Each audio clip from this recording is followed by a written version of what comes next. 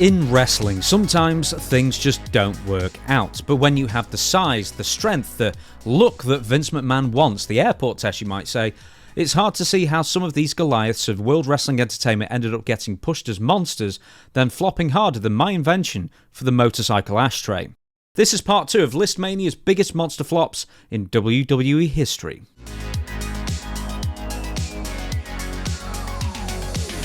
Kurrgan. Like Nathan Jones, the towering near 7-foot Robert Maillet found his calling appearing as monstrous foils for the heroes in numerous Hollywood films. And like Nathan Jones in our previous list, he's kind of also a guilty pleasure wrestler for us at ListMania. Kurrgan actually got his first wrestling exposure in the Far East as Giant Goliath for the short-lived Super World of Sports. This is the WWF-affiliated money-rich Japanese promotion that had Godzilla on the logo. Maillet bounced around Japan and Mexico for a few years, and then he disappeared in the mid-90s. Then he resurfaced in the WWF as a member of the Truth Commission, a South African militia faction that garnered literally no interest at any time in 1997. Christened the Interrogator, then later as Kurrgan the Interrogator when Don the Jackal Callis took over managing of the group, the kindly Kurrgan had great facials, but a complete lack of willingness to throw strikes with intent, lest he actually hurt his opponent. Kurrgan could have been destined for greater things, but he was simply too limited, and maybe even too kind to ascend the ladder in the WWF, despite Callis encouraging Kurrgan to beat the crap out of him during their non-televised events to build up his aggressiveness and improve his presentation. Then one fateful night in 1998 at the WrestleMania 14 after party, Kurrgan decided that he wanted to dance with his wife. Don Callis counselled him to resist temptation to cut a rug because Vince McMahon and Pat Patterson and Vince Russo and the rest of the WWF office were present and watching on. Kurrgan danced anyway, and before you knew it, he was repackaged as jitterbugging oddity in mismatched tie-dye and a leather helmet, but still called Kurrgan by the way, grouped with a bunch of other oversized freaks and other assorted weirdos. Initially they included some of Howard Stern's Whack Pack members as well. Then despite getting over as a lower card act, Kurrgan was released at the beginning of 1999. In a company where Kane and The Undertaker and the debuting Big Show were on the roster, there simply wasn't the need for yet another giant, especially one who couldn't really work. But oh, what could have been with a little patience, a bit of time, and a lack of rhythm on Kurrgan's part.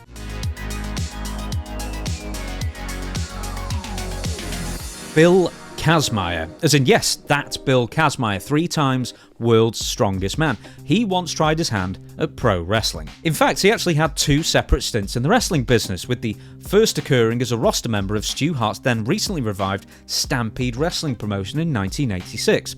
Now in wrestling, Bill Kazmaier was known for 3 things. Well, he's sort of really known for 0 things, but play along with us here.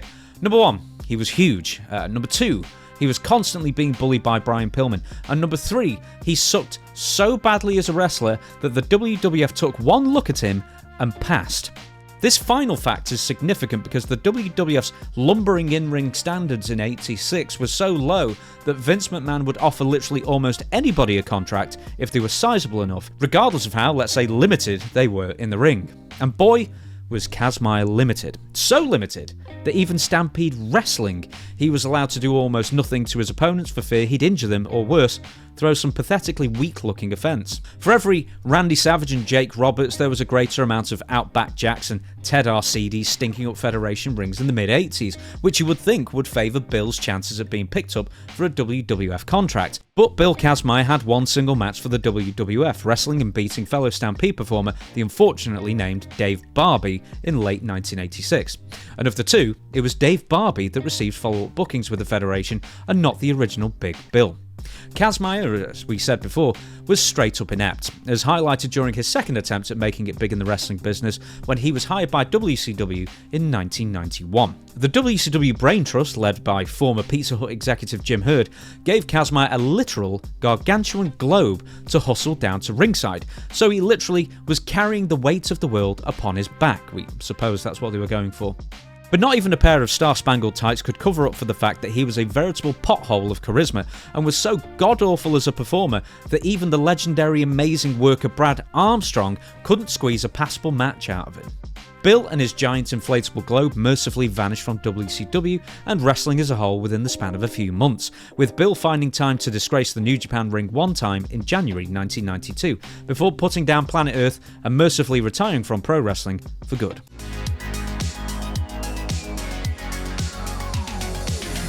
Chris Walker. Now, that name might not stand out to you like Tom McGee did, because they did a little documentary about him. But while the Tom McGee match with Bret Hart went down into lore, mostly because Bret wrote about it in his book and the videotape had at the time never been made public, Conan Chris Walker never even had one good match or a mention in an autobiography to cling to as far as a tenuous claim to fame.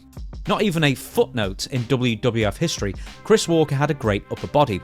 And that's all there really was that the WWF needed to give him an extended run to attempt to get him up to speed after becoming one of the featured performers for the Dallas-based Global Wrestling Federation. Chris Walker wasn't very good in Global, and somehow got worse when he went to the WWF. Despite looking like a long-lost Von Erich cousin, Chris Walker managed to imbue absolutely nothing of what made the Von Erichs or any successful wrestler popular, like charisma or poise or timing or even getting simple moves right like an arm lock. But boy, if you like wrestlers working on that arm, then Chris Walker might be your new favourite. Of the few Chris Walker matches to make it onto WWF television, he would work the arm again, then his opponent, often the Brooklyn Brawler, would work the arm. Then, after 5 solid minutes of feverish arm work, Walker would hit a power slam and a top rope crossbody attack for the win, followed by the most tedious and tepid of reactions from a WWF crowd who were at the time mostly made up of incredibly easy-to-please children. The WWF kept Chris Walker on the untelevised house show tour and even booked him in Japan over the course of 6 months to help Walker gain some experience and hopefully develop some talent.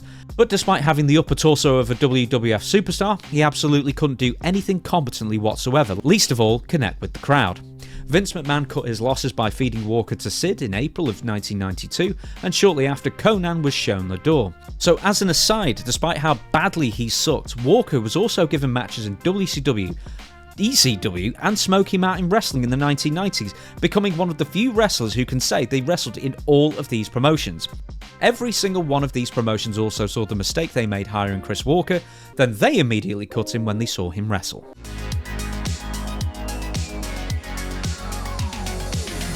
Nicole Bass, and a woman this time despite the numerous rumours and jokes and innuendo that she was actually a guy. Nicole Bass was a towering champion bodybuilder who achieved a level of infamy as one of Howard Stern's whack pack of assorted freaks and weirdos to be mercilessly mocked. In real life though, Nicole, so we are told, was an absolute sweetheart and wasn't prepared for the world of professional wrestling, either physically or mentally. Nicole was actually trained in the ECW House of Hardcore and made numerous appearances for Paul Heyman's Extreme Wrestling outfit. She debuted in 1998 as part of Just Incredible's entourage while wearing some suspiciously familiar looking ripped up leggings. After China became a hot commodity in the WWF in the late 1990s, both ECW and WCW wanted a piece of the female bodybuilder market share, with WCW hiring their own female bodybuilder, Asia, because she was bigger than China. Seriously. The next year, head writer for the WWF Vince Russo, who was also an enormous Howard Stern fan, brought Nicole Bass on board to be the bodyguard of Sable. Now, once again, the WWF was the home of the muscular Joni China Laura, who was not only a hugely popular on-screen personality, but she was also politically figured in with the company, as she just so happened to be Triple H's girlfriend at the time. Bearing that in mind, bringing in an even bigger female bodybuilder was never going to sit well in the company while China was around. The other knock against Nicole was that she was goddamn appalling. So spectacularly, physically maladroit that it's actually hard to comprehend. Shortly after Nicole debuted in the WWF, Sable left the WWF and sued the company for sexual harassment and whatever else she could think of at the time. This left Nicole with little to do other than start teaming with the World Wrestling Federation's resident porn star, Val Venus, which ultimately saw Nicole be scripted to get hit with one of Jeff Jarrett's guitars. Like Sable mere weeks before her, Nicole Bass would also leave the WWF, also claiming sexual harassment from Steve Lombardi, as well as complaining that the guitar she was hit with was not gimmicked, i.e. not treated to break easily upon impact. She then actually had the temerity to complain in her suit that she was not offered medical attention after the guitar shot because the EMTs were too busy attending to Owen Hart, who had just suffered a catastrophic fall and would be pronounced dead minutes later. The issue here is that she was not hit with a guitar during the same event Owen Hart died. And here's the other thing, when Nicole was hit with said guitar, it was absolutely treated, absolutely I promise you, to break away just like all the others. The many strikes against Nicole Bass was that not only was she just an all-round horrendous performer, she really looked and sounded like a man, thanks to years of steroid abuse in an era where the live crowds didn't have the greatest reputation for political correctness or empathy. Add to that, she was basically presented as a China rip-off from day one. Nicole Bass, on that basis, was never going to be anything in wrestling beyond a short-lived novelty. She did take a good DDT from Jake Roberts though.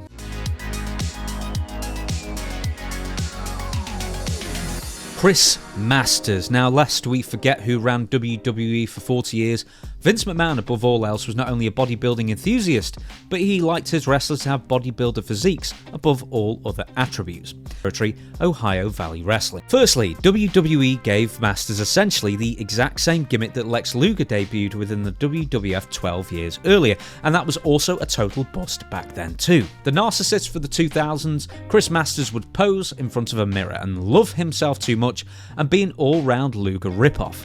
But unlike Luger, Masters didn't have the mic skills or the charisma that Luger did, and Masters found himself unable to live up to the hype created by the WWE's vignettes in the weeks that preceded his debut. Then, in another rehashed gimmick from the early 1990s, Chris Masters would put wrestlers in his Master Lock, aka the Full Nelson, and then challenge people to escape it. The presentation was out of date, Masters was merely an average wrestler back in 2005, and fans didn't particularly appreciate how far up the card he was being featured relative to his skill set. Then, Eddie Guerrero died in late 2005, and as a response, the WWE set up the wellness policy in an effort to get their wrestlers clean for PR purposes, if nothing else. Masters ended up dropping the steroids and shrunk considerably in a matter of weeks, a fact that was highlighted by no less than Triple H in a backstage vignette, where all Masters could do was stand there and take the insult without a comeback. That was the beginning of the end for his quasi-push up the card, but when John Cena publicly complained that Masters couldn't work, that was the absolute death knell for his career as a prominent WWE name.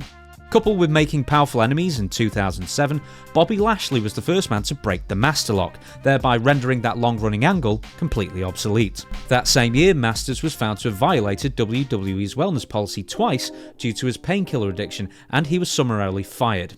In 2009, Masters returned to the WWE at the behest of his friend, Randy Orton. He was a much improved wrestler at this time, but was clearly nothing more than a favour hire, because when Chris did wrestle, it was at the bottom of the card where he lost most of his matches. Masters was released by WWE again in 2011.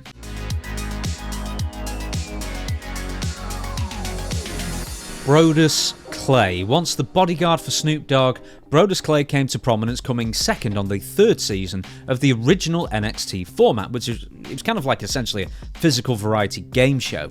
With more than a passing resemblance to King Hippo from Mike Tyson's Punch-Out, he looked like a giant egg on legs, as he acted as Alberto Del Rio's bodyguard during his first WWE main roster role, and a prominent position it was for a newcomer to the company as well. After taking several months off to appear in a WWE-produced film, Brodus was given a dancing goofball character instead. Just like that, no explanation, at least on screen. Off-screen though, Brodus had teased his upcoming WWE Raw debut via his Twitter account, and that he would destroy upcoming opponent John Morrison. Brodus wasn't meant to give away that this match was happening, as it was meant to be a surprise to be revealed on WWE television, and he had essentially given away the creative plans for that night, as John Morrison was also about to leave WWE at the time.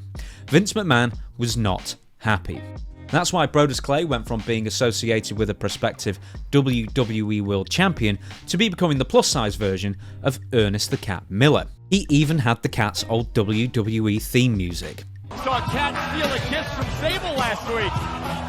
Sable wasn't too happy, but look at it. According to former WWE writer Kevin Eck, Vince McMahon simply got it in his mind one day to give Clay a dancing gimmick instead, and that was basically it for Brodus' WWE careers, or the Funkasaurus, as he would be redubbed. Clay would gain a tag team partner, the similarly maligned Lord Tensai, and what started off as a potential fast track to the main event scene for Brodus pivoted to a show-opening comedy act in double quick time. Now let's make something clear. Despite Vince McMahon actually being high on Brodus upon his debut, Clay actually wasn't very good at the wrestling or the promos. When Brodus became the Funkasaurus, McMahon felt that Clay wasn't embracing the gimmick 100%. Brodus also wasn't losing weight as requested. Not hard to imagine why, when Clay was never planned to be a dancing fool in the first place. Where's the motivation? Brodus was gone by 2014 and wrestled a number of years in TNA and later in Billy Corgan's NWA, becoming the latter's heavyweight champion in a move that hastened the NWA's descent into irrelevancy, despite the once again renamed Tyrus being a Fox News mainstay and quasi-conservative household name. Does this constitute a monster flop? Absolutely. Brodus Clay went from mixing with main event talent to opening match joke with a few taps of a keyboard.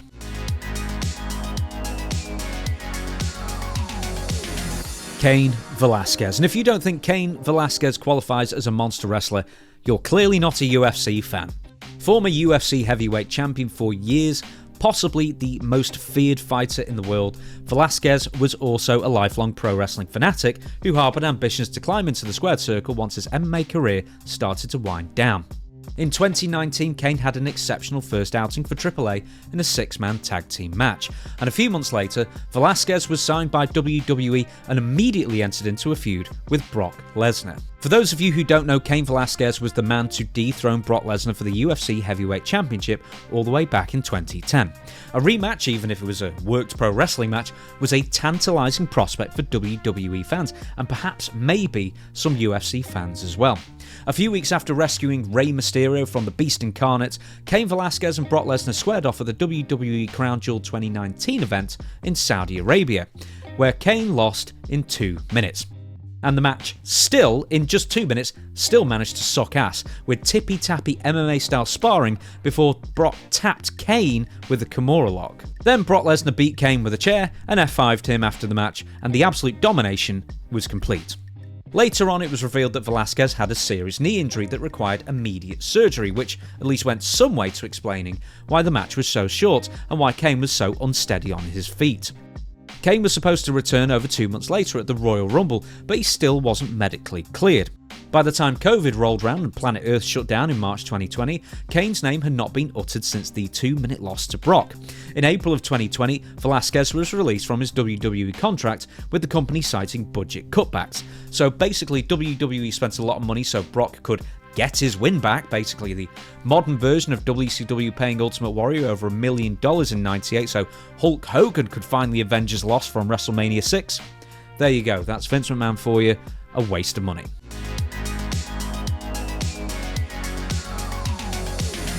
Mason Ryan. Somehow WWE had a handsome 6'6" muscle-bound murderer-looking fella in Mason Ryan, physically looking like a cross between Karrion Kross and Batista, and then gave him no time to develop and write him off before he was ready for the big time.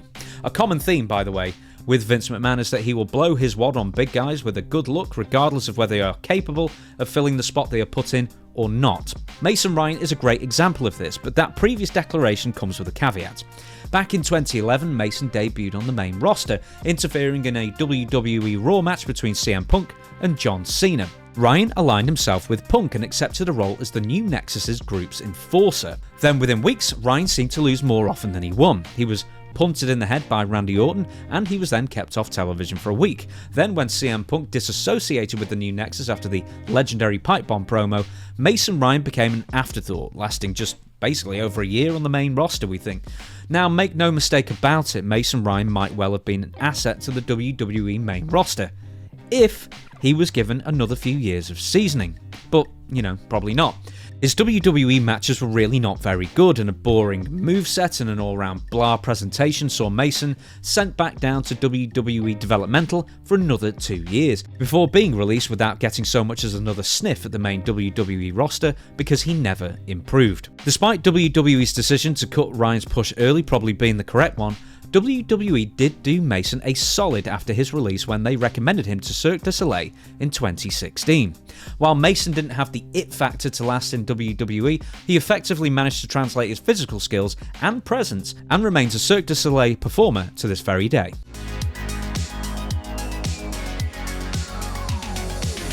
Rikishi. And yes, we put Rikishi in the thumbnail. And when we call Rikishi a WWE monster flop, we do mean it.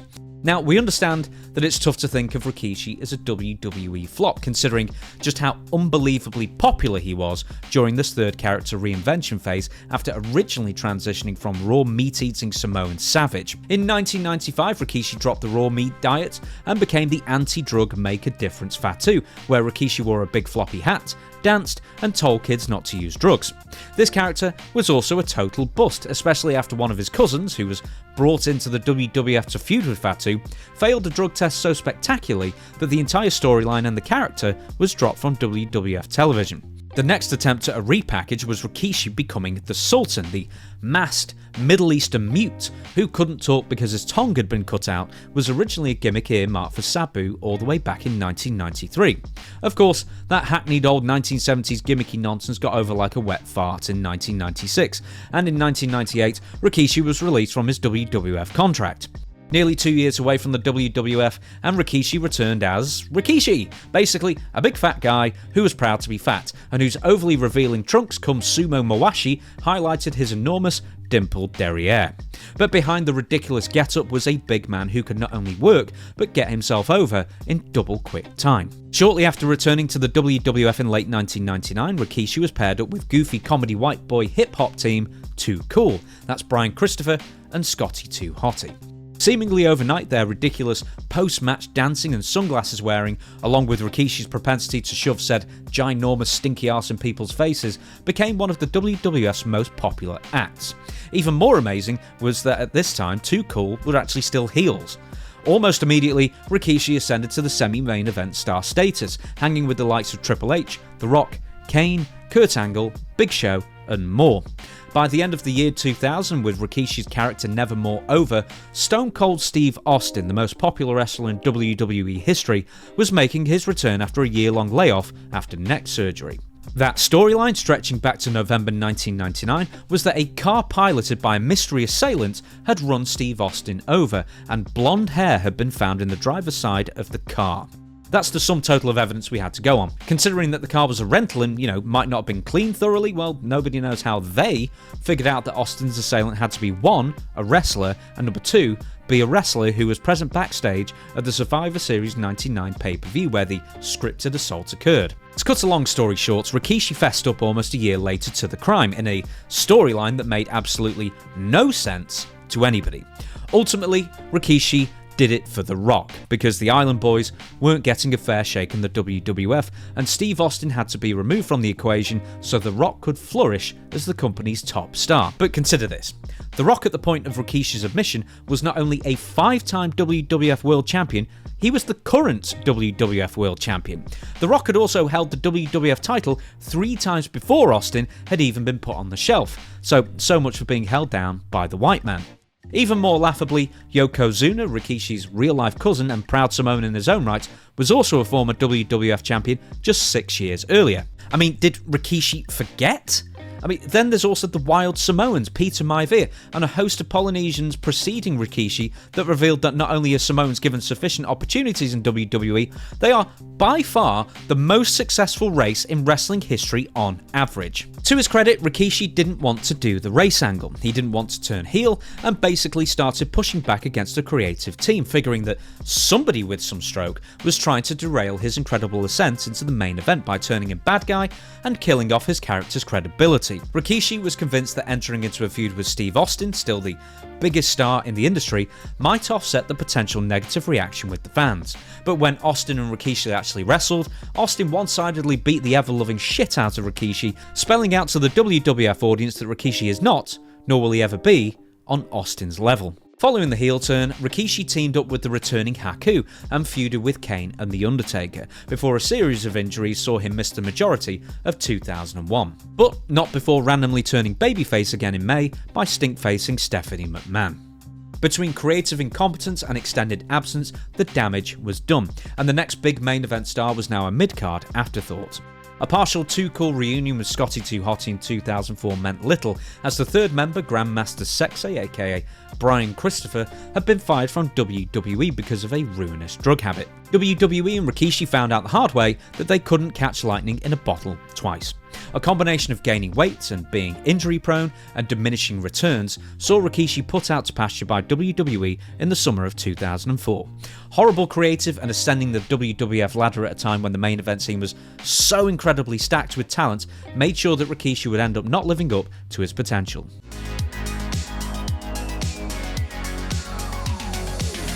Karrion Kross, another NXT success story turned main roster calamity. Killer Kross first came to the WWE's attention after a memorable Impact run in 2018-2019. Now that's memorable to the several dozen people left watching Impact at this point, obviously.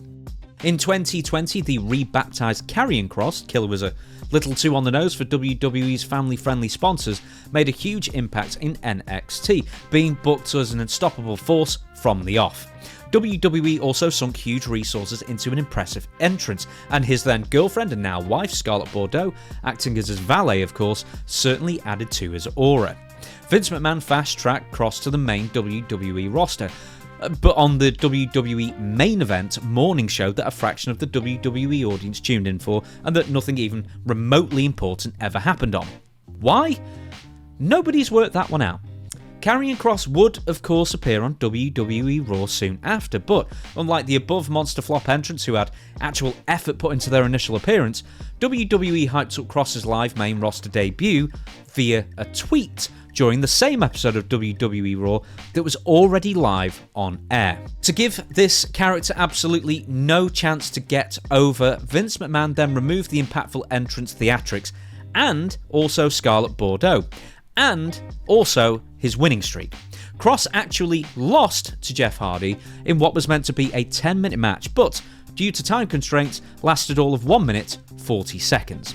Jeff, who hadn't won any matches at that point really in the preceding months either, got the pin via cheating by putting his feet on the ropes. Jeff Hardy was the babyface in this match, by the way. Oh, and Kross was still NXT champion at this point, so he, and by virtue all of the NXT roster, essentially got chumped out by a mid-carder on a losing streak. Karrion Kross's fortunes would not change.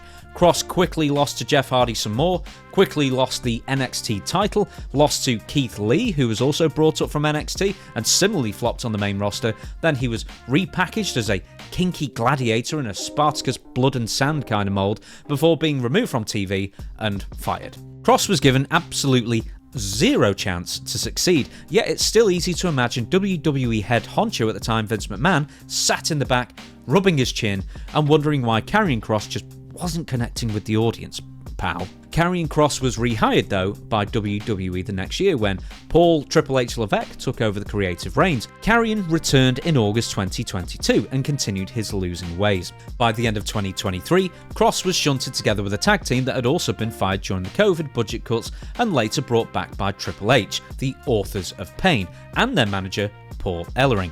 Fans collectively yawned at what appeared to be a pack of afterthought wrestlers doing a poor imitation of the infinitely more popular Judgment Day group over on the Raw brand. After AOP and Ellering were once again shown the door at the beginning of 2025, Kross and Scarlett changed up their characters once again. Well, Karrion's did. Scarlett's role of kind of standing by Kross's side and not doing anything kind of remained unaltered.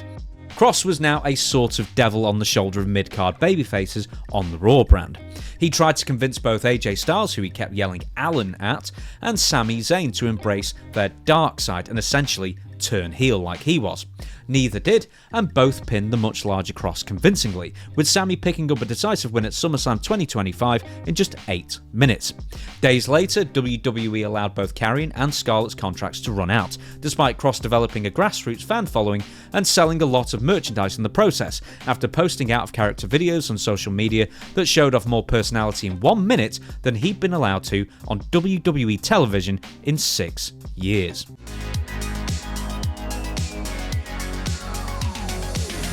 Keith Lee, and this is going to be a short one because, well, basically it's the same story as Karrion Kross's first run, which was, playing out at the exact same time as Karrion Kross's as well. A high-flying 340-pound behemoth, Keith Lee was an NXT favourite.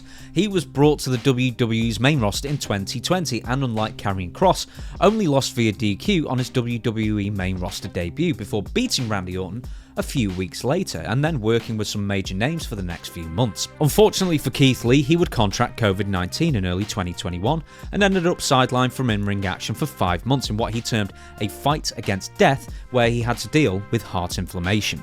Keith Lee was never the same upon his WWE return that July, even when bestowed with the Bearcat nickname, which made sense to nobody save Vince McMahon himself, who was apparently a big Bearcat Wright fan, a wrestler who retired 46 years earlier. A combination of his health post-COVID and increasing weight and inevitable aging slowed Keith Lee's wildest antics down by the time he made it to the main roster, but when Keith Lee was released by WWE a few months after returning as Bearcat, Lee jumped to AEW and somehow aged 30 years practically overnight.